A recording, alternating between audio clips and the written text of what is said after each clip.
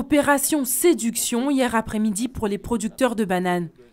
Pour endiguer la psychose autour de l'épandage aérien, à l'instar de la chlordécone, la SICA LPG a convié la presse à une démonstration sur le site de Serviproban à Capesterre-Belle-Eau.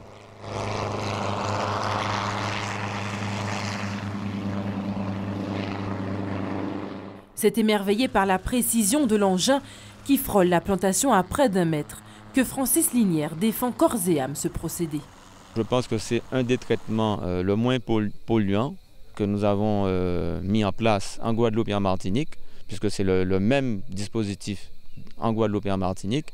Et je crois que nous pouvons le dire de façon et être fiers que c'est le traitement le plus perfectionné au monde. On assimile le traitement aérien avec le chlordécone. Et ça, c'est quelque chose qu'on ne peut pas accepter.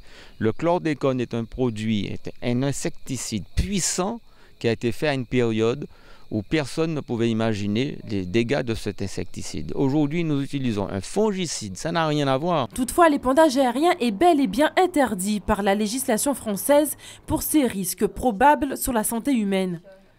Mais la profession bananière de Guadeloupe bénéficie d'une dérogation jusqu'au mois de décembre pour utiliser ce traitement afin de sauver la banane menacée par la cercosporiose. Alors ici, on se veut rassurant.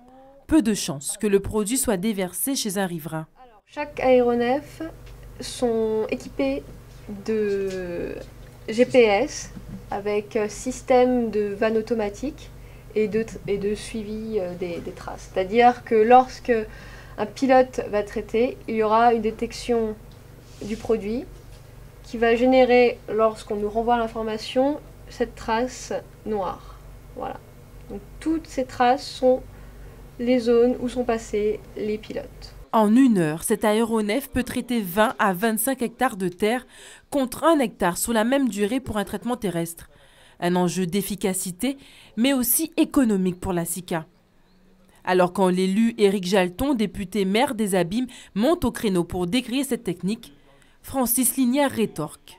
On ne peut pas critiquer, on ne peut pas condamner une profession à mort sans venir à la rencontre de cette profession. Néanmoins, le groupement tenterait de trouver des alternatives pour réduire l'utilisation de l'épandage aérien.